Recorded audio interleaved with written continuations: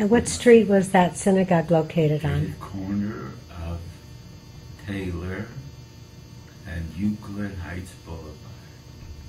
Okay. And now it's an academy for higher learning. Now that has become an academy for higher learning. Ginger, or the celebrations, and maybe the rabbi will touch on every Saturday night with Shalashudas, every Sunday morning we had minyan breakfast, and you had a big crowd. Okay, Oh, wait, we'll just save it for the tape. Let her ask So, you. do you understand, Ginger, what I'm trying to say? Okay. So just let Matt Wing it, honey, wing it. Maybe what special memories There you of go. Altoona? And if you could help us out there, Rabbi, we'd appreciate it. Do you have any special Jewish memories of the synagogue in Altoona? Yes, the synagogue was a very traditional synagogue, and that we had large services every single day of the week. And on Sabbath, the synagogue was filled. We had the main service, we had a Friday night service, a Saturday morning service, often followed by a kiddush, a meal, and we had some years where I think I had 21 bar mitzvahs one year. So that means we had parties, like every other Shabbos, great parties and celebrations. During my years, probably about 250 students were bar mitzvahs. We had big schools there. Big schools, a lot of attendance, and Saturday afternoon we sang the songs of the Sabbath as it was the sun was setting, and we sang the 23rd Psalm, "The Lord is my shepherd." The rabbi would speak then, the rabbi spoke. Then we had Oneg Shabbats, so the rabbi spoke Friday night, the rabbi spoke Saturday morning. So for me, the last 20 years, speaking 3 times in 2 days, if the people had to be saints to put up with one man for 20 years, because after a while everything blends together and they knew my style. I happen to see everything in a positive framework. To me, everything is upbeat. I see the good in everything. I see the good in everybody. I also see an element of humor in everything. So that it was a certain style that I had there that was also like a university. So when I spoke in Elizabeth, they said, "You sound more like a college professor." When the rabbis just pull out the Talmud and they'll read a passage from the Talmud. I was always speaking because I was always speaking to non-Jewish crowds. So therefore I had to simplify sometimes and not just quote everything in Hebrew, you know what I mean? To go right into English and to get the principle of what the Bible was saying in so much instead of details. And with so many bar mitzvahs and so many people who were already past the age of working but in good health, who could come to the synagogue, who had a great love. This synagogue is 124 years old, so it's seen a lot of changes. But right now, I don't know many rabbis who were here more than 20 years, you see?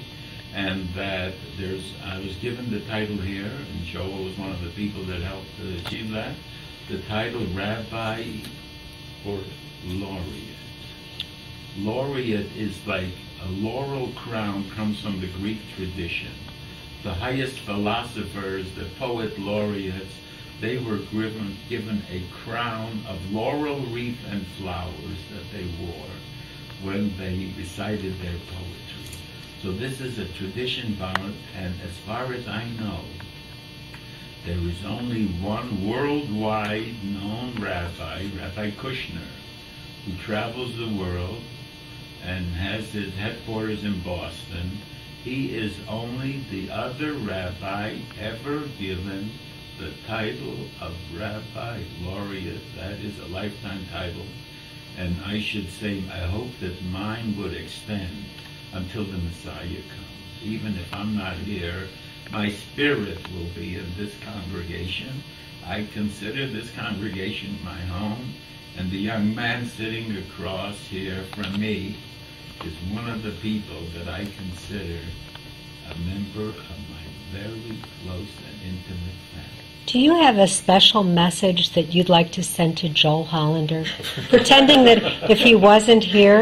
If Joel Hollander wasn't here, I would Yes. say, Joel, I want you, as you become, this is the second term of years of presidency. He was my favorite president when I was the active rabbi. He's my favorite president as my Rabbi Laureate president.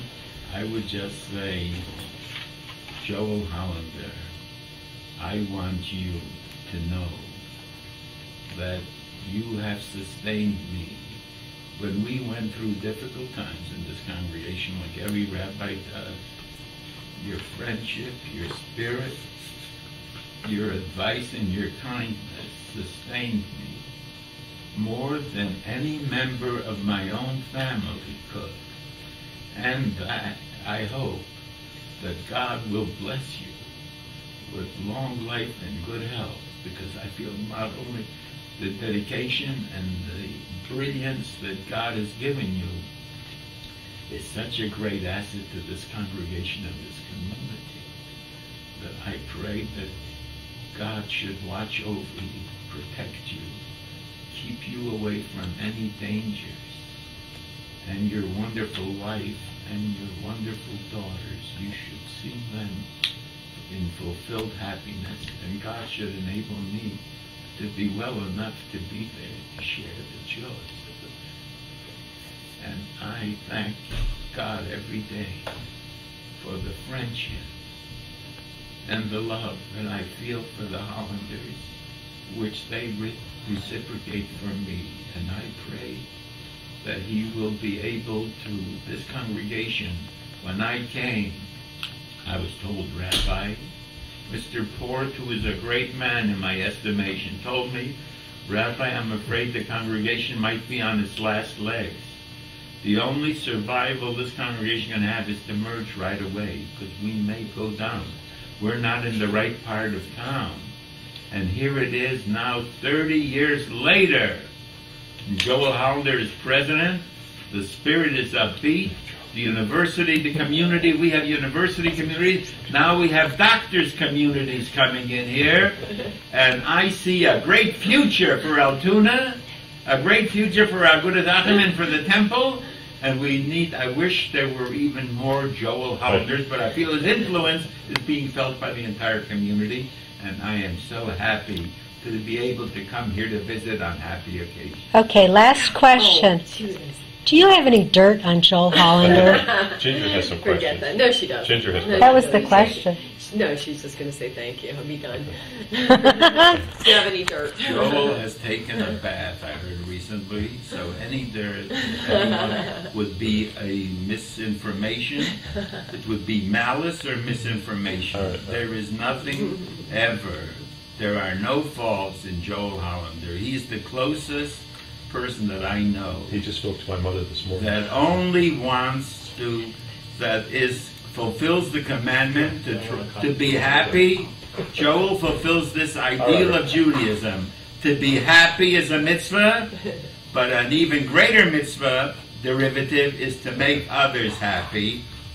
Joel is my exemplar of the fulfillment, and that is 26:11 in the book of Deuteronomy. You shall always rejoice with the good that the Lord has given you. That's Here, my Give him motto. a kiss. Let me take one. And isn't that a wonderful interview we Yeah. just had? Now, Longer. Okay. Thank you, Rabbi Berger. And thank you, Ginger. Ginger, give me your full name again. Ginger Glass. Ginger Emily Glass. Last, Ginger. You are a wonderful interviewer. You should consider a career in radio and television. And you're gorgeous, so you might want to go to Hollywood instead.